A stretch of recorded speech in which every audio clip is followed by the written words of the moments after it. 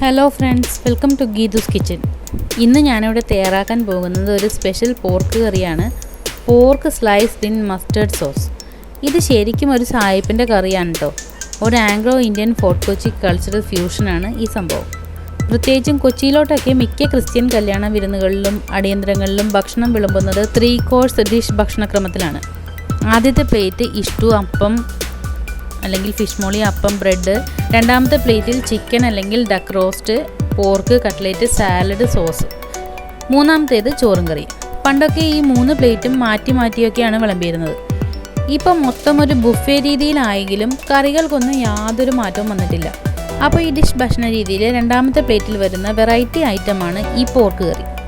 ഇതിന് pork dish കറി എന്നും പറയാറുണ്ട്. അപ്പോൾ ഇനി അധികം വെച്ച് താമസിപ്പിക്കാതെ നമുക്ക് റെസിപ്പിയിലേക്ക് പോകാം. അതിനു മുമ്പ് എൻ്റെ ചാനൽ ഒന്ന് സബ്സ്ക്രൈബ് ചെയ്ത് സപ്പോർട്ട് ചെയ്യണം. കൂടെ നോട്ടിഫിക്കേഷനായി ആ ബെൽ ഐക്കൺ കൂടി ഒന്ന് ക്ലിക്ക് ചെയ്യണം കേട്ടോ. ഇത് ഇവിടുത്തെ അമ്മച്ചിയുടെ ഒരു സ്പെഷ്യൽ റെസിപ്പി കൂടിയാണ്. അപ്പോൾ ശരി, നമുക്ക് എൻ്റെ അടുക്കളയിലേക്ക് പോകാം. അപ്പോൾ നമുക്ക് പോർക്ക് സ്ലൈസ്ഡ് എങ്ങനെ തയ്യാറാക്കാം എന്ന് നോക്കാം. ഇതിനായി ഞാനിവിടെ 3 കിലോ പോർക്കാണ് എടുത്തിട്ടുള്ളത്. അപ്പോൾ നമ്മുടെ ഈ കറിക്ക് പോർക്ക് അരിയുന്നതിനും വ്യത്യാസമുണ്ട്. പോർക്ക് ഇങ്ങനെ സ്ലൈസ് ചെയ്തിട്ടാണ് അരിയുന്നത്. അപ്പോൾ ഞാനിവിടെ നമ്മുടെ പോർക്കൊക്കെ സ്ലൈസ് ചെയ്ത് അരിഞ്ഞ് കഴുകി വാരി ഒരു കൊട്ടയിൽ വെച്ചിട്ടുണ്ട്. ഇനി നമുക്ക് ഇതിലേക്ക് വേണ്ടത് 2 വലിയ കഷ്ണം ഇഞ്ചി ചെറുതായി നുറുക്കിയത്, 10-20 പച്ചമുളക്, ആവശ്യത്തിന് കറിവേപ്പില, ഇത്രയും സാധനങ്ങളാണ്. അപ്പോൾ നമുക്ക് ഇനി ഒരു ചട്ടി അടപ്പത്തേക്ക് വെച്ച് നമ്മുടെ സ്ലൈസ് ചെയ്ത് വെച്ചിരിക്കുന്ന പോർക്ക് ഇട്ട് കൊടുക്കാം. ഇനി നമുക്ക് അതിലേക്ക് ചെറുതായി കൊത്തി നുറുക്കി വെച്ചിരിക്കുന്ന ഇഞ്ചിയും പച്ചമുളകും കറിവേപ്പിലയും ചേർത്ത് കൊടുക്കാം. ഞാനിവിടെ നല്ല കിളുന്ത് കറിവേപ്പിലയാണ് എടുത്തിട്ടുള്ളത്. അതുകൊണ്ടാണ് ഞാനിവിടെ തണ്ടോടുകൂടി നുറുക്കിയിടുന്നത്. ഒരു സ്പെഷ്യൽ ഫ്ലേവർ കിട്ടാൻ നല്ലതാണ്. അപ്പോൾ എരിവിന് നമ്മളിവിടെ പച്ചമുളക് മാത്രമേ ചേർക്കുന്നുള്ളൂ. അപ്പോൾ എരിവ് കൂടുതൽ വേണ്ടിയുള്ളവർക്ക് കൂടുതൽ പച്ചമുളക് ചേർക്കാം. പക്ഷേ ഈ കറി ഒരു എരിവ് അധികമില്ലാത്തൊരു കറിയാണ്. ഇനി നമുക്ക് ഇതിലേക്ക് ആവശ്യത്തിന് ഉപ്പും മഞ്ഞൾപ്പൊടിയും ചേർത്ത് കൊടുക്കാം.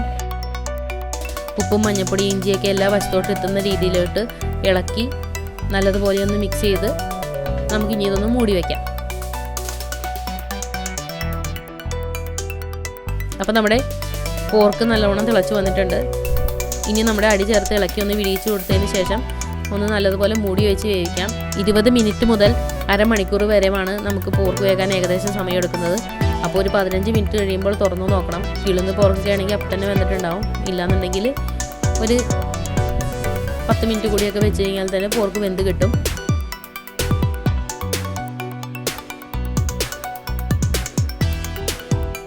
അപ്പോൾ നമുക്ക് ഇനി ഇതിന് വേണ്ടുന്ന മസാലകൾ എന്തൊക്കെയാണെന്ന് നോക്കാം. ഇതിനായി ഞാനിവിടെ എടുത്തിട്ടുള്ളത് 1 ടീസ്പൂൺ ഗരം മസാലപ്പൊടി, 2 ടേബിൾ സ്പൂൺ മല്ലിപ്പൊടി, 1 ടേബിൾ സ്പൂൺ കടുക് പരിപ്പ്, ഒരു 50 ഗ്രാമോളം കശുവണ്ടി. ഇത്രയും സാധനങ്ങളാണ് എടുത്തിട്ടുള്ളത്. അപ്പോൾ ഇത്രയും സാധനങ്ങൾ ഞാനൊരു മിക്സിയിലേക്കിട്ട് ചൊറുക്ക ഒഴിച്ചാണ് ഞാൻ അടിക്കാൻ പോകുന്നത്. അപ്പോൾ നമ്മൾ ഇതിനകത്ത് വെള്ളം ഒഴിച്ചടിക്കില്ല. പച്ചവെള്ളം ഒഴിച്ചടിച്ചാൽ കടുക് പരിപ്പൊക്കെ ഉള്ളതുകൊണ്ട് ചെറിയൊരു കയ്പ്പ് വരാൻ ചാൻസ് ഉണ്ട്. അതുകൊണ്ട് ചൊറുക്കയും വെള്ളം കൂടി മിക്സ് ചെയ്തിട്ട് വേണം ഇതിനകത്തോട്ട് ഒഴിക്കാൻ, അല്ലെങ്കിൽ ചൊറുക്ക ഒഴിച്ചടിക്കാം. അപ്പോഴേക്കും നമ്മുടെ പോർക്ക് എന്തായാലും നോക്കാം. ഏകദേശം ഒരു 15 മിനിറ്റ് കഴിഞ്ഞിട്ടുണ്ട്. നമുക്ക് ഇളക്കുമ്പോൾ മനസ്സിലാവും ചെറിയൊരു വേവ് കൂടി ഉണ്ട്. അപ്പോൾ നമുക്കൊരു 10 മിനിറ്റ് കൂടി നമ്മുടെ പോർക്കൊന്ന് മൂടി വെച്ച് വേവിക്കാം. അപ്പോൾ നമ്മുടെ അടിച്ചെടുത്ത മസാലയിലേക്ക് ഞാനിവിടെ ഒരു വാളൻ വെളുത്തുള്ളിയും ഒരു കുഞ്ഞു കഷ്ണം ഇഞ്ചി കൂടി ചേർത്ത് കൊടുക്കുകയാണ്. ഒരു കുഞ്ഞു കഷ്ണം ഇഞ്ചി ചേർത്താൽ മതി. നിങ്ങൾക്ക് വേണമെന്നുണ്ടെങ്കിൽ മുരിങ്ങയുടെ തൊലി കൂടി ചേർത്ത് കൊടുക്കാം. ഞാൻ എന്തായാലും അത് ആഡ് ചെയ്യുന്നില്ല. അപ്പോൾ നമ്മുടെ പോർക്ക് വെന്ത് ഞാനിവിടെ ഓഫ് ചെയ്ത് വെച്ചിട്ടുണ്ട്. അപ്പോൾ അതിൽ നിന്നുള്ള നെയ്യ് തന്നെയാണ് ഞാനിവിടെ താളിക്കാനായിട്ട് എടുക്കുന്നത്. അപ്പോൾ വെള്ളം വരാതെ അതിൽ നിന്ന് ഇതേപോലെ നെയ്യ് തെക്കിയെടുക്കാം. ഇനി നമുക്കത് അടുപ്പത്തേക്ക് വെച്ച് 2 വലിയ സവാളയും കുറച്ച് കറിവേപ്പിലയും കൂടി ഇട്ടൊന്ന് വഴറ്റി കൊടുക്കാം. അധികം മൂക്കേണ്ട ആവശ്യമില്ല, ചെറുതായിട്ടൊന്ന് വഴണ്ടാൽ മതി. അപ്പോൾ നമുക്ക് ഇനി ഇതിലേക്ക് നമ്മൾ അരച്ച് വെച്ചിട്ടുള്ള മസാലപ്പൊടികളും വെളുത്തുള്ളിയുടെയൊക്കെ കൂടിയുള്ള കൂട്ട് ഇതിലേക്ക് ഇട്ട് കൊടുക്കാം. ഇനി ഇത് നല്ലതുപോലെ തീ കുറച്ച് വെച്ചൊന്ന് വഴറ്റിയെടുക്കണം.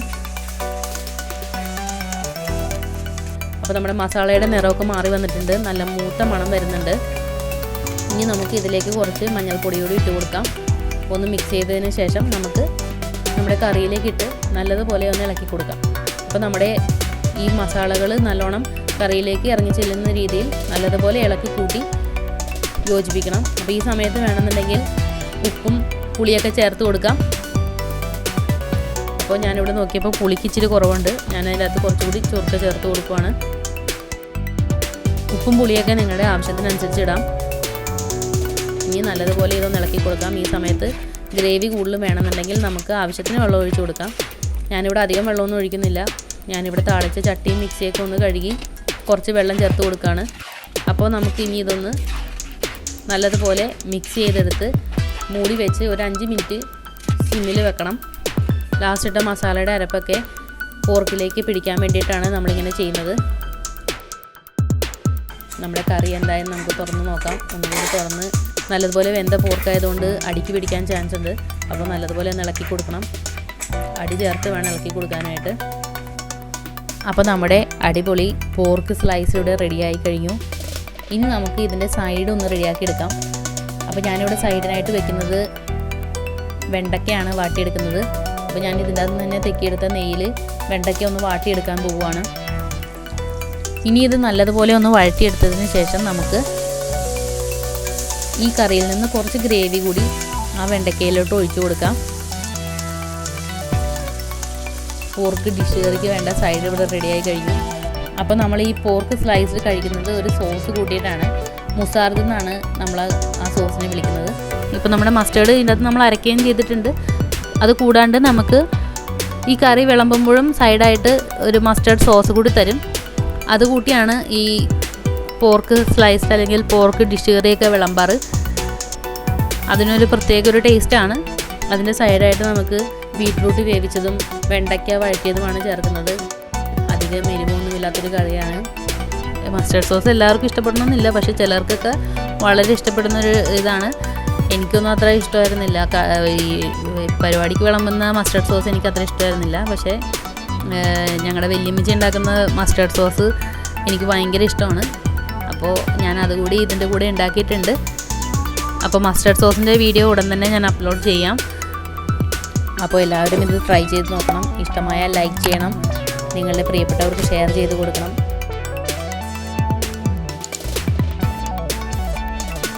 അപ്പോൾ നിങ്ങളുടെ വിലയേറിയ അഭിപ്രായങ്ങൾ കമൻറ്റ് ചെയ്യണം. എൻ്റെ ചാനൽ ഇതുവരെ സബ്സ്ക്രൈബ് ചെയ്തിട്ടില്ലെങ്കിൽ സബ്സ്ക്രൈബ് ചെയ്യാൻ ഒരിക്കൽ കൂടി ഓർമ്മിപ്പിക്കുന്നു. വീണ്ടും പുതിയൊരു റെസിപ്പിയുമായി വരുന്നതുവരെ എല്ലാവർക്കും ഗുഡ് ബൈ.